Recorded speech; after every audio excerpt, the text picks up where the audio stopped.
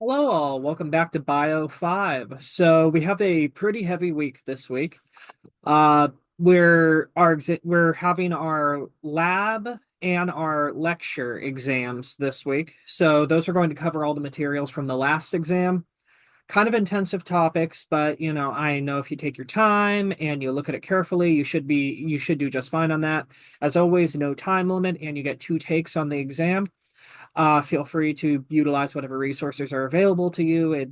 But the questions are derived from our presentations, the text readings, and our labsters. So those are going to be your best resources for studying. We also have all our study guides, all that good stuff. In addition to that, we are going to be looking at a couple of chapters this week instead of a single chapter.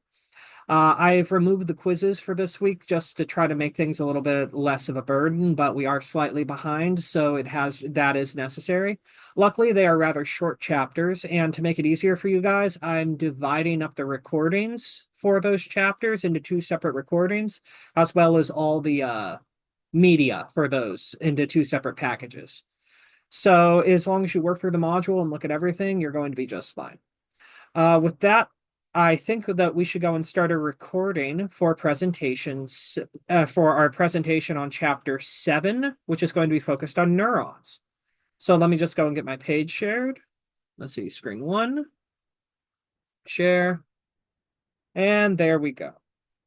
So let's put this up here, mostly out of the way. Oh, you can all see my Outer Wilds background, which is okay because it's the best game ever and I have zero shame. All right, so slideshow from here. Oh, wrong screen. Okay.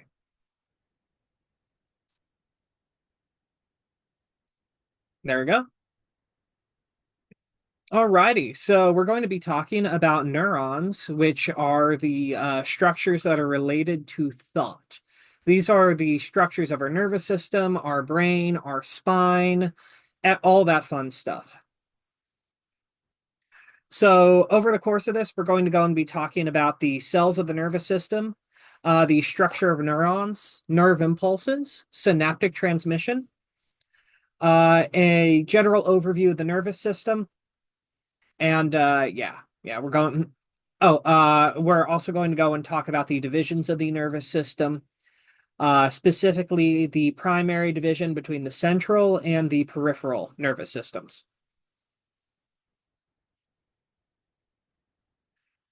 So the nervous system is designed to integrate and coordinate all of the body's activities.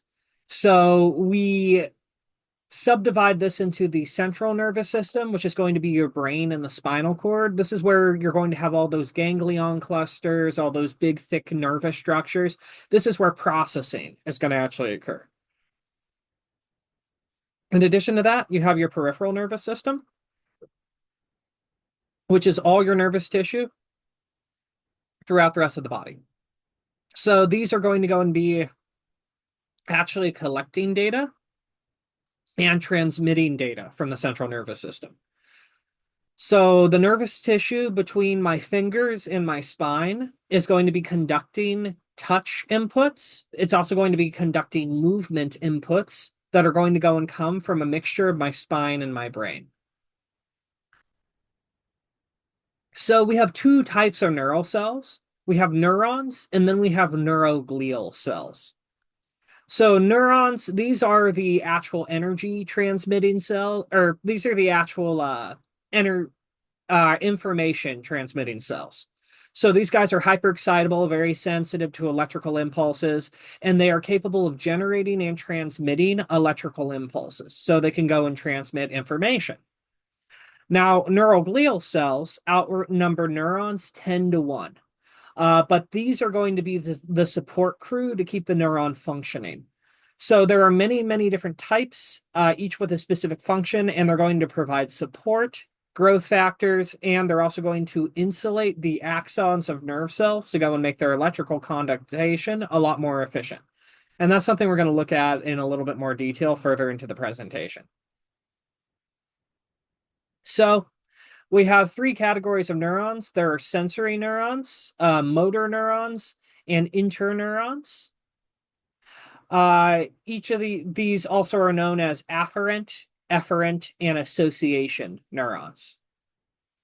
So the sensory neurons carry the information directly. They are bringing information from the central nervous system towards the central nervous system from sensory receptors. So these are going to be the lines in charge of transmitting information from the outside world through the periphery nervous system into the central nervous system. This is how we're going to go and like deal with touch or react to our environment around us. Motor neurons also carry information, but they are carrying information away from the central nervous system to an effector, either a muscle or a gland. So this is going to go and be taking information from your central nervous system and bringing it to tissues away from the central nervous system in order to go and trigger an effect. So a motor neuron might carry an electrical charge from your spine in order to go and tell you to flex a finger or to go and flinch or something like that. So interneurons are found only in the central nervous system. That is the brain and the spinal cord. And they are going to go and be sitting between sensory and motor neurons and kind of functioning as this is going to be how we're going to go and have all our signals be interpreted and how we're going to integrate them into the larger whole. This is how we're going to transmit information to and from the central nervous system. And this is going to account for about 99% of the body's neurons. These are very important and they're kind of omnipresent. But it also makes sense if you think about it. You know, there is a lot of tissue on your body that is not part of the central nervous system, but it needs to be directed by the central nervous system. So having a large amount of specialized tissue for integrating in commands and sending out commands makes sense because that's going to be the primary function of this portion of the body. Here you can see that kind of visualized. So let's go and start. We'll follow the whole thing. We start with a input that's going to go and trigger a instinctual response, a flinch. So we have a finger here putting we have a person here putting their hand into a candle flame. Pain receptors are going to go and feel that heat, and they're going to go and conduct an electrical signal through sensory neurons. A sensory neuron is going to have these super long axons that are going to go and conduct the electrical signal to the interneurons. And the interneurons are going to take that pain signal, they're going to interpret it, figure out what it means, and then they're going to go and send out a response after communicating with other interneurons that's going to travel along this motor neuron to the muscular system. And this is going to trigger, this is again an electrical signal that's being conducted. And this is going to go and trigger a contraction of the muscle that's involuntary and nearly spontaneous. And that's going to cause you to flinch. The majority of your reflexes, flinching, or like when you kick your knee when the doctor hits it with a tiny hammer, or like your hair standing up, all that is going to be controlled by the nervous tissue that's in your spine mainly. So because it takes extra time to send a nervous signal from, say, your hip to your brain compared to sending it from your hip to the base of your spine, there are a lot of autonomous responses that are coded in your spine so that you can go and react faster than if your brain had to interpret it. If I shove my hand into a flame, I'm going to need a couple seconds for my brain to go, "Ah, shit, this is hot. Let's pull my hand out of there." But the reflex that causes me to flinch and pull my hand out of the flame, that happens almost instantaneously. So neuron structure. The shape is going to be specialized to help it communicate with other cells. So we're going to have three main components, and these are the dendrite, the axon, and the cell body. Now, dendrites are how we're going to be receiving our information inputs from other neurons or from the surrounding environment. The cell body is going to go and keep the cell alive and control all the cell's metabolic activities. This is also where the nucleus is going to be contained. Then it's going to have this long fiber called an axon that can conduct electrical signals. So This is going to be able to go and produce an electrical charge, and that's going to conduct along the axon, which is going to signal the next cell to respond. So axon endings have chemicals known as neurotransmitters that can affect the activity of nearby neurons. Sorry, or effectors. So that's going to include things like your muscular systems and your glands, anything that's going to be controlled by these electrical impulses or these chemicals that can be released from the ends of the axon. So dendrites have many short branching projections, and they're going to receive signals from other cells. They're going to carry information towards the cell body of a neuron. An axion is going to be a single long extension that's going to carry information away from the cell body to another neuron or another effector. The cell body is going to be slightly enlarged, located roughly in the center of the nerve cell. It's going to go and have all the nucleus and organelles and all that stuff, and it's going to function to keep the cell alive. Now, nerves are going to go. So I'm referring to neural tissue in general when I'm talking about the nervous system, and that refers to all the tissue that's in the nerve system, but it can be subdivided into different categories. So, firstly, we have nerves. Nerves are composed of parallel axons, dendrites, or both.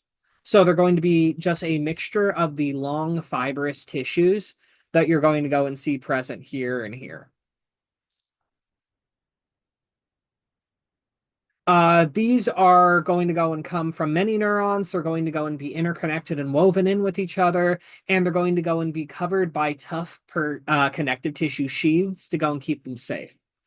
They're going to be classified depending on their function. They're either going to be sensory, which is going to be, information in. They're going to be motor, which is going to be information out, or they're going to be mixed, which is where most processing is going to occur, capable of accepting and sending out a signal. Now, on the majority of the axons in the periphery nervous system, we have a structure known as a myelin sheath. Some of the axons within the central nervous system have it, but it's a lot less common. And this is going to go and work to provide electrical insulation to your nervous system from the rest of the body.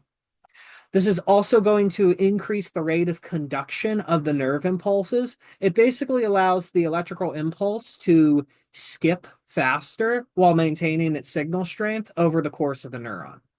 It's going to be composed of a mixture of plasma membranes, and it's going to be focused in the glial cells. So without myelin sheathing, your nervous system would not be able to conduct signals nearly as well. Individuals who have diseases that cause degradation of the myelin sheathing slowly become paralyzed over the course of their life as their periphery nervous system starts to shut down. It's very unfortunate. And it can lead to a lot of issues with digestion, total body paralysis, and even paralysis of the lung tissue and suffocation. Very dangerous set of diseases, but becoming more and more treatable every year. From there, we also have the Schwann cells. So Schwann cells are going to be in the periphery nervous system, and they're going to be a type of glial cell. And that's going to go and form the myelin sheathing, along with oligodendrites, which are going to be located in the central nervous system, which is a different type of glial cell that's going to form myelin sheathing within the central nervous system. So Schwann cells are going to be in the periphery nervous system. Oligodendrocytes are going to be in the central nervous system. Then in the periphery nervous system, we also have what are known as nodes of Ranvier. These are gaps between the adjacent Schwann cells. And this is going to go and be a saltatory conduction. This is going to go and allow messages from one node to go and jump from one node of Ranvier to the next. And this is the primary mechanism by which the myelin sheathing is going to be aiding and conducting of electrical signals and keeping them safe and not misinterpreted. This is what the structure looks like. Basically, as the cell is forming, it's going to go and slowly start to wrap itself several times around an axon. So the Schwann cell is going to slowly engulf the axon and go and wrap around it like a hot dog bun. And the surface material of the Schwann cell of any myelin sheathing is going to serve to help conduct electrical signals more efficiently along the course of an axon than the axon could otherwise conduct itself. And this is going to speed up your reaction time. This is going to speed up, this is going to go and give you a lot more strength in your electrical signals. In general, without this, the periphery nervous system is not functional anymore. So, a disease, one of the diseases that I was talking about there is known as multiple sclerosis. So, multiple sclerosis is slow destruction of the myelin sheathing, as well as some of the nerves in the central nervous system. And this is going to go and eventually result in loss of function of anything that brings signals from the periphery nervous system, which is going to include all your touch, vision, as well as your ability to move. Sclerosis, multiple sclerosis is referring to scleroses, which are scars along nervous tissue that are going to interfere with the transmission of nerve impulses. To explain this in a little bit more detail, I have a bit of a video here, so let's have a look at that. Neurons have three principal regions: a nucleated cell body, dendrite, and an axon. The cell body is the nutritional center of the neuron and contains densely staining areas of rough endoplasmic reticulum. Dendrites are thin, branched processes that extend from the cytoplasm of the cell body, providing a receptive area that collects and transmits electrical impulses to the cell body. The axon is usually a longer process that conducts impulses away from the cell body. Nerve impulses originate in the axon hillock, an expanded region where the cell body and axon meet. Axons can vary in length from a millimeter up to a meter in length. Most of the axons outside the brain and spinal cord, and some of those within, have an insulating outer layer called a myelin sheath. Outside of the brain and spinal cord, specialized glial cells known as Schwann cells form the neuron's myelin sheaths. A different kind of glial cell called an oligodendrocyte performs the same function in the CNS. The glial cells wrap the axon in layers or sheaths of tightly compacted plasma membrane, which forms the myelin. During development, the Schwann cells roll or wrap around the same spot on the axon, such that each new layer overlaps the previous ones. Each Schwann cell covers only about 1 millimeter of an axon, leaving gaps of axon exposed between adjacent myelinated segments. These gaps in the myelin sheath are known as the nodes of Ranvier, and their presence is very important to the speed at which a neuron transmits messages. The myelin sheath acts as an electrical insulator, allowing the nerve impulse to travel quickly and passively between the nodes. At the nodes of Ranvier, the impulses are actively regenerated. As a result, the nerve impulse jumps successively from one node of Ranvier to the next in a type of transmission called saltatory conduction, which is up to 100 times faster than signal conduction would be on an unmyelinated axon of the same diameter. Not surprisingly, the axons that are responsible for conducting signals over long distances, for example, spinal motor neurons connected to somatic muscle, are typically myelinated.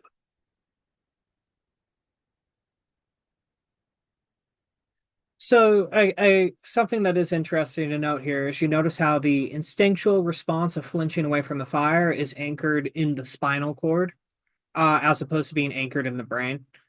And again, the importance of that myelin sheathing, how 100 times more efficient in speed for conducting electrical signal, and that is not talking about signal stability, which it does encourage as well.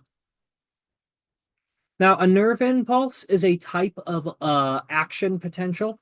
It's an electrochemical signal. So to start a nerve impulse, it's going to go and involve one of my favorite structures in the cell, the sodium-potassium pump.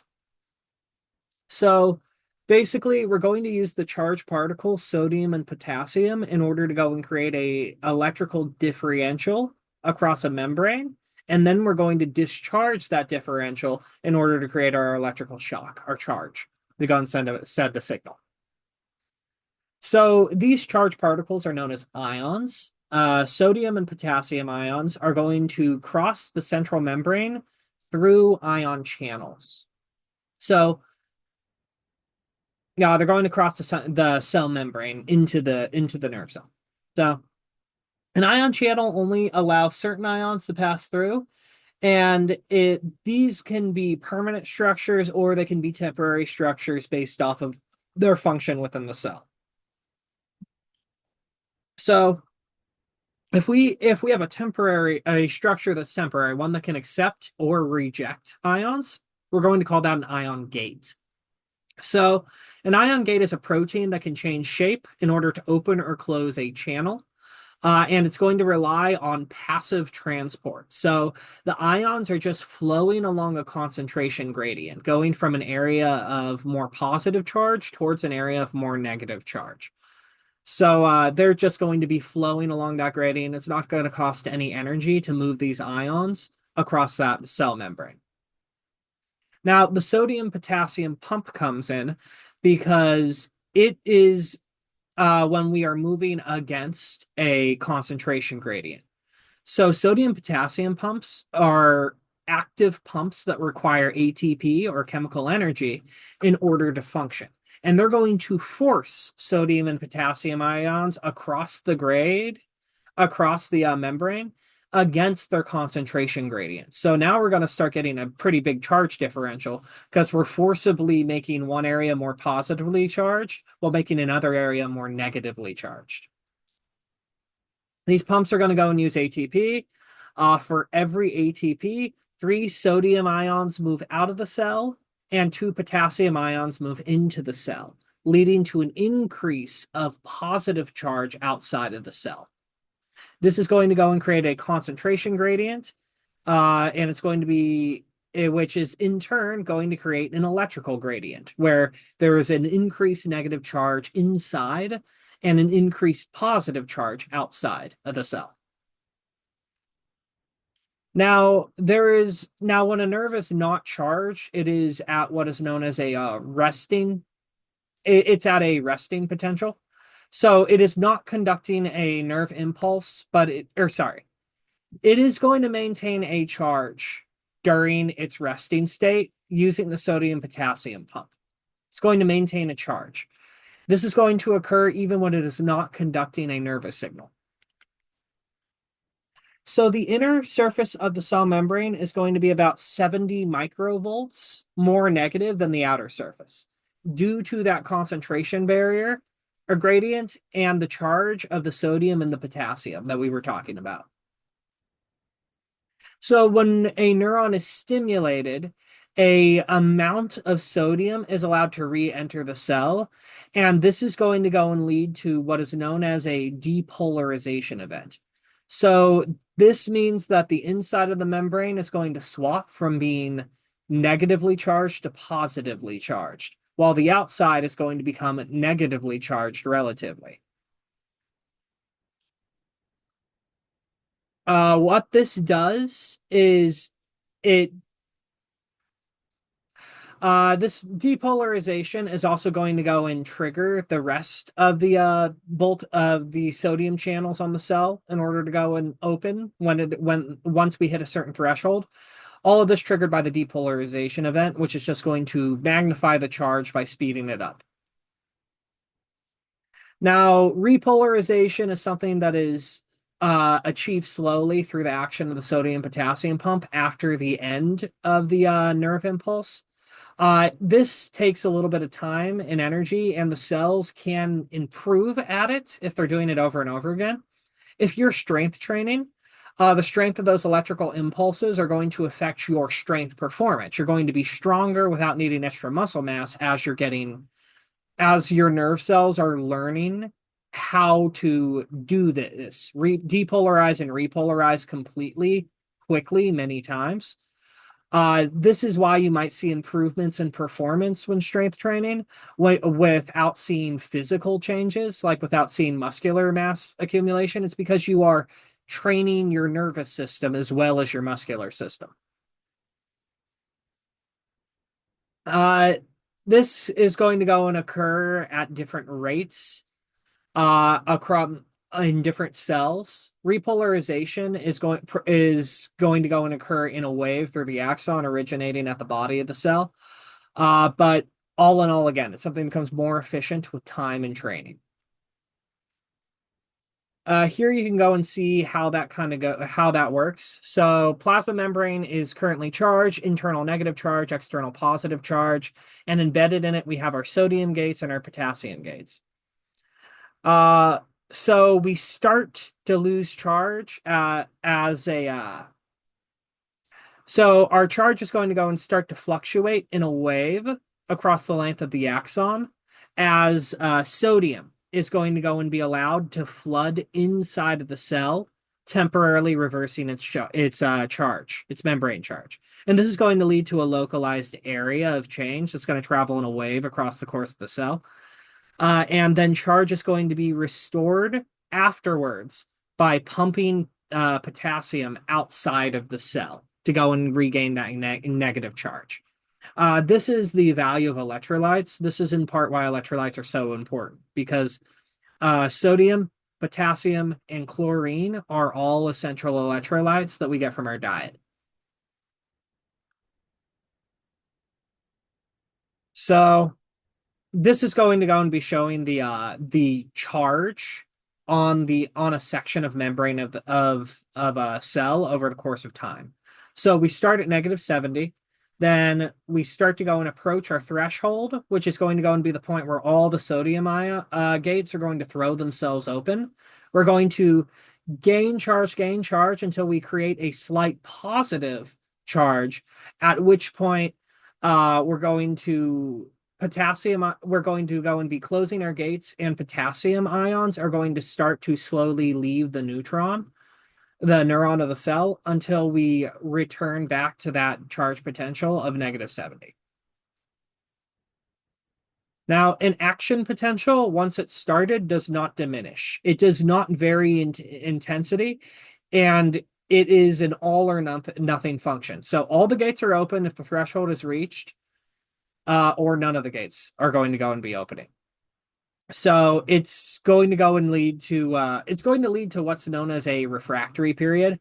Basically, this is just the period where the cell is trying to regain its charge and the neuron cannot be stimulated again.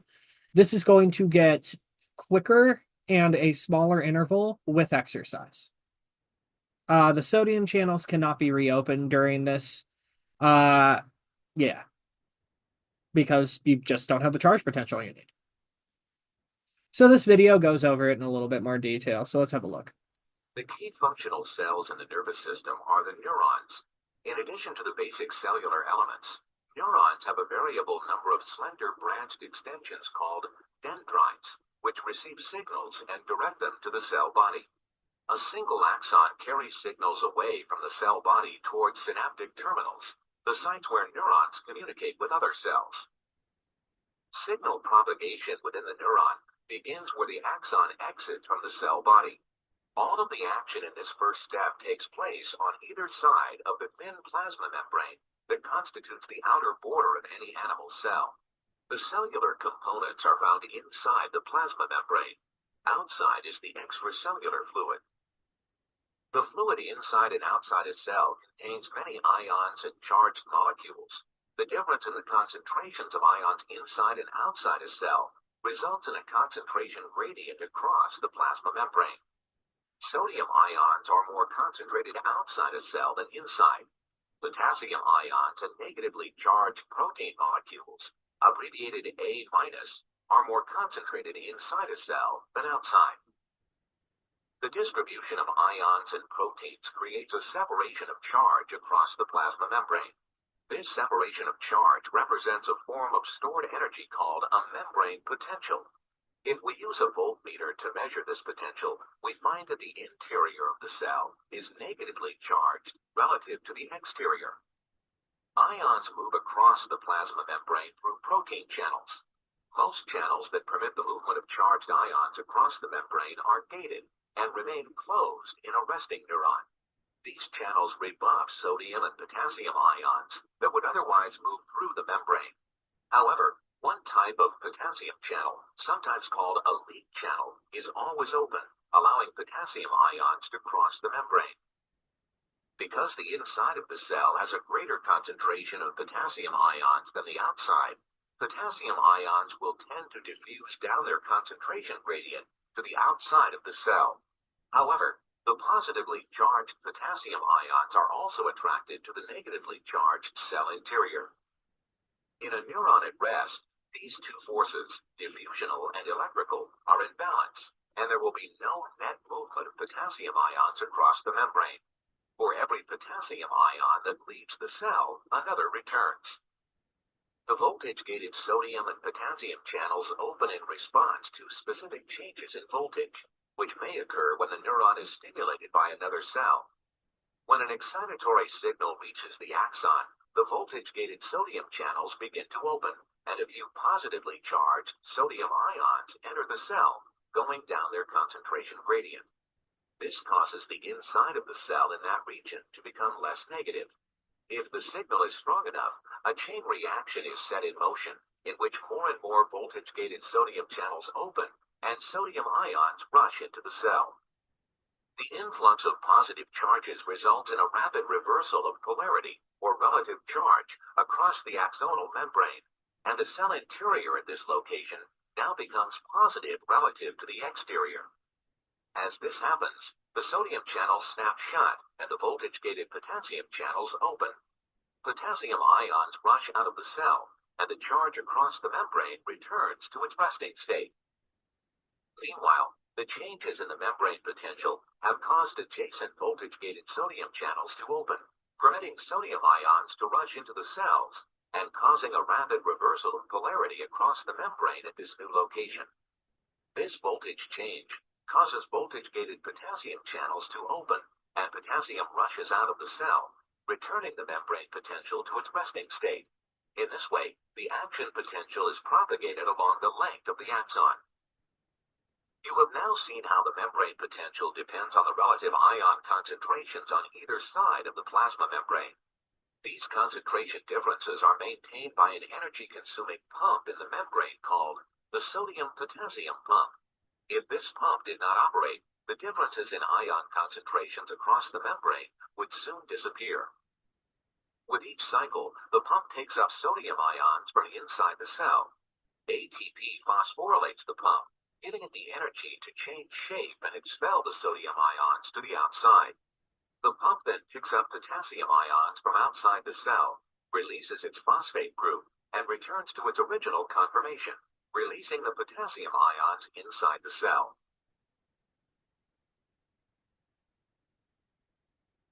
Alrighty, so that's going to be the mechanism by which the sodium and potassium ratio is achieved through the action of the sodium-potassium pump, which is going to be powered by ATP. So synaptic transmission is going to go and be what occurs when a neuron is communicating with an adjacent cell. And that's going to go and be working through the action of what are known as neural transmitters. So a synapse is the junction between a nerve and another cell, either a different nerve or, any sort of glial cell or supportive cell. This region is going to go and create what's known as a synaptic cleft, which is going to go and be the gap between two cells. Neural transmitters are able to diffuse across those gaps, and these are going to be chemical signals that are going to originate from the nervous system. So presynaptic neuron is going to send okay, let's see. All right, so this gap is going to go and be between the two neurons. The presynaptic neuron is going to go and release a neurotransmitter. It's going to float through the fluid in the gap and be received by the postsynaptic neuron, which is then going to interpret that signal. The most of the neurotransmitters are going to be released from a structure known as the synaptic knob, which is going to be a swelling at the end of the axon. The majority of neurotransmitters are going to be transmitted directly from the end of an axon. And again, the presynaptic neuron is the one that's going to be releasing the chemical signal. So this is what that looks like. Here you can go and see a axon ending, and it's going to go and be swelling into the synaptic knob, which is in turn going to be pressed against a another cell with a small gap in between. This cell is going to be able to receive chemical signals, and the nerve cell is going to be releasing these synaptic vesicles that are filled with neurotransmitter, which is in turn going to be received by the postsynaptic cell.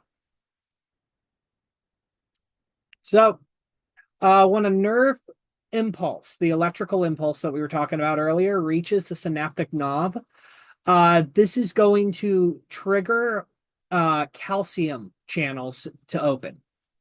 So, the calcium channels are super positively charged, which means that they're going to be attracted to the extracellular fluid. Because remember, the interior of the cells are by default negatively charged.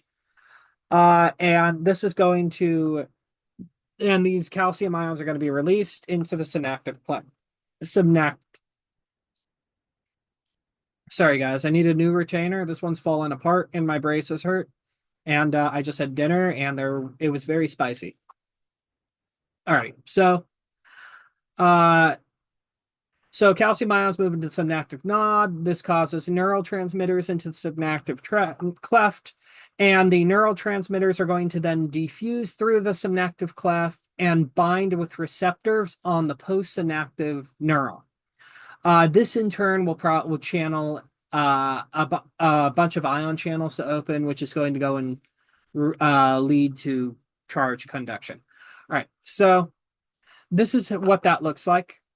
We start with our neuron. It receives an electrical signal, and it's going to go and say, "Hey, release calcium into the cleft." So we're releasing the calcium or whatever other neural transmitter we're supposed to release here. There are several. That's going to work through the same action that any other vesicle is going to release its fluid. It's just going to fuse with the cell membrane and release and push its contents through. Oops. These neurotransmitter molecules are then going to bind onto the postsynaptic neuron, which is going to tell it to open its sodium channels, which is going to trigger depolarization and conduct the action potential to the next cell. So,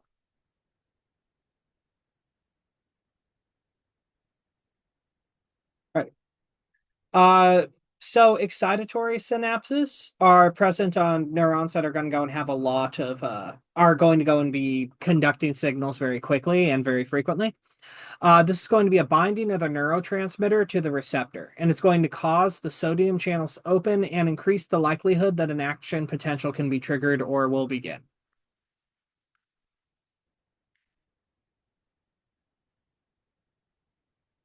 All right. Yeah. So the neurotransmitter is going to bond. It's going to trigger the excitatory synapse. It's going to open sodium channels, and that's going to go and cause an action potential to trigger.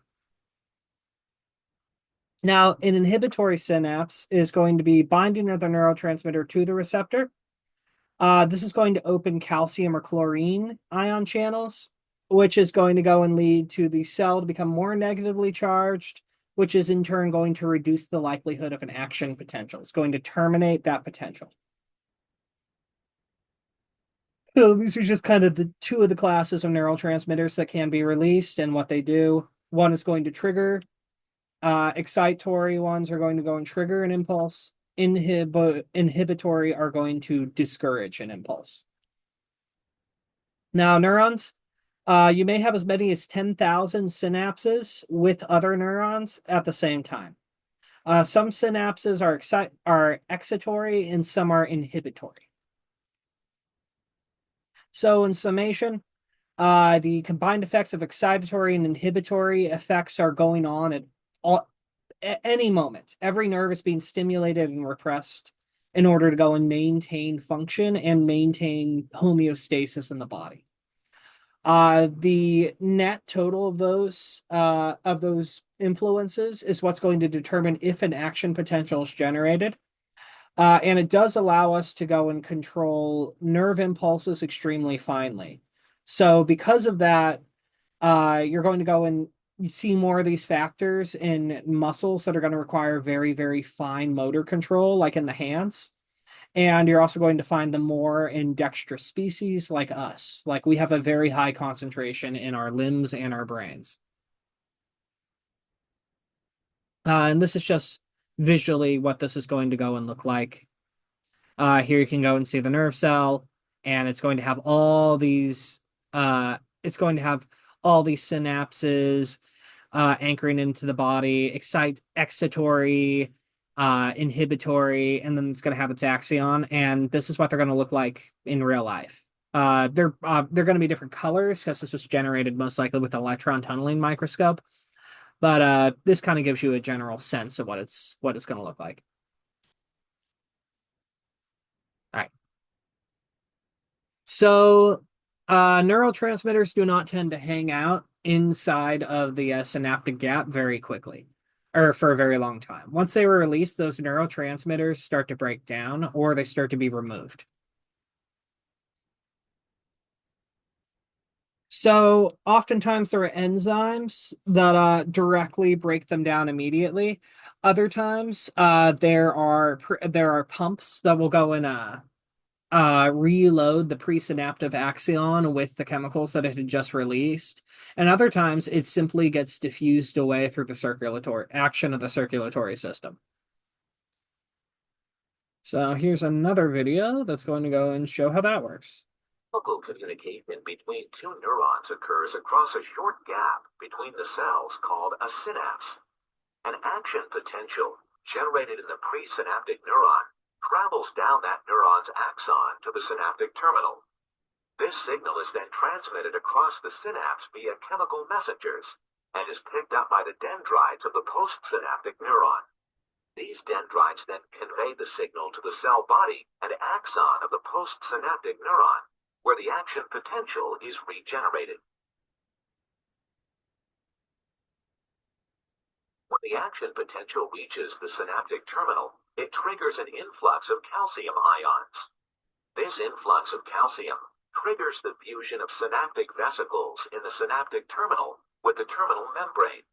These vesicles contain a chemical neurotransmitter that is then released into the gap between the synaptic terminal of the presynaptic neuron and the membrane of the postsynaptic neuron. The neurotransmitter molecules diffuse across the gap of the synapse, where they bind to the postsynaptic ion channels, causing the channels to open. If the synapse is excitatory, the flow of ions through these open channels depolarizes the postsynaptic membrane, and this depolarization is propagated along the membrane of the dendrite and eventually into the cell body of the postsynaptic neuron. If the signal is strong enough, and depending on what other signals are being received by the postsynaptic neuron at the same time, another action potential will be generated when the signal reaches the axon of the postsynaptic neuron. Once a neurotransmitter is used, it must be cleared from the synapse. One way to remove neurotransmitters from the synapse is via reuptake.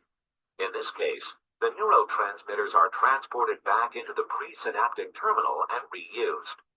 Another way to clear the neurotransmitter is via enzymatic degradation. In this case, the enzymes degrade any neurotransmitters left in the synaptic gap. So that's just a couple mechanisms by which the neuron's going to reset itself back to its basal state. All right.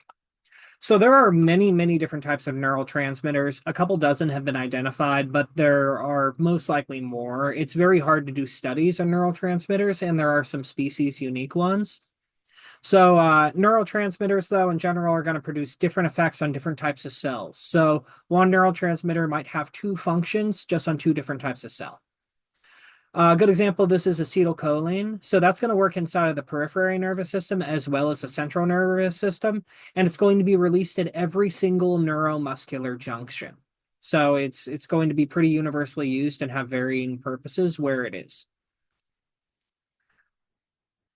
A disease known as myasthenia gravis is a autoimmune disease that's going to attack the acetylcholine receptors at your neuromuscular junctions, and it's going to this is a type of wasting disease. It ultimately just it manifests in loss of muscular strength throughout the whole body, including the respiratory and digestive tracts. So it's pretty rough. So neurotransmitters are associated with different behavioral systems. One of the two of the most commonly talked about ones are epinephrine and serotonin. Epinephrine, it previously was called adrenaline because it was related to your adrenal response, but things have changed with time.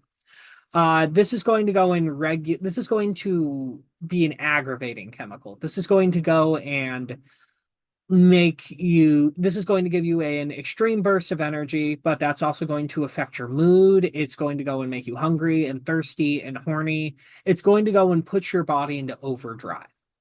Serotonin is the opposite. It's the rest hormone. Serotonin is going to promote a general feeling of calm and well-being, and it's also going to go and slow the functions of like it's going to go and lower your sex drive, it's going to go and lower your appetite, it's going to repress your thirst, it's going to go and make you calm. It's the opposite of adrenaline.